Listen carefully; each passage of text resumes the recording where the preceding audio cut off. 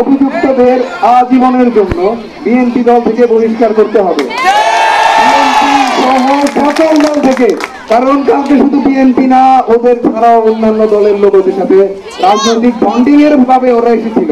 তো অভিযুক্তদের আজীবনের জন্য রাজনৈতিক যত দল আছে সব দল থেকে বহিষ্কার করতে হবে 24 ঘন্টার মধ্যে। আর আমরা আরো একটা কথা কিন্তু সবাই জানি ভাই, যে চাঁদাবাজদের কোনো রাজনৈতিক পরিচয় নেই। ওরা হচ্ছে এইখানে চিল্লাইবে, ওইখানে চিল্লাইবে, কিন্তু ওদের কোনো ঠিকানা নাই, ঠিক আছে? ওরা হচ্ছে দুর্বৃত্ত। আমাদের দ্বিতীয় দাবিটা হচ্ছে 24 ঘন্টার মধ্যে আমরা যে লিস্ট গুলা দেব, ওই লিস্টের প্রত্যেককে মানে এই সন্ত্রাসীদের আইনের আওতায় আনতে হবে।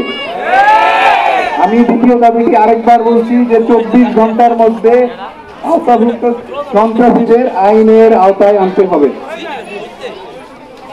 আমাদের 3 নম্বর দাবিটি হচ্ছে ক্ষতিগ্রস্তদের ক্ষতিপূরণ এবং আইনানুগ নিশ্চয়তা দিতে হবে। আমরা এখানে সবচেয়ে বড় কথা হচ্ছে আমাদের নিরাপত্তা নিশ্চিত করতে হবে, বিশেষ করে আমাদের ছাত্র ভাই আছে, ভাই বোনেরা আছে ওদের। আর সবচেয়ে বড় কথা হলো যে আমরা যারা ফ্রন্টে ছিলাম ওদের, ঠিক আছে? তো আমাদের আইনানুগ ভাবে আমাদের নিরাপত্তা নিশ্চয় করতে হবে।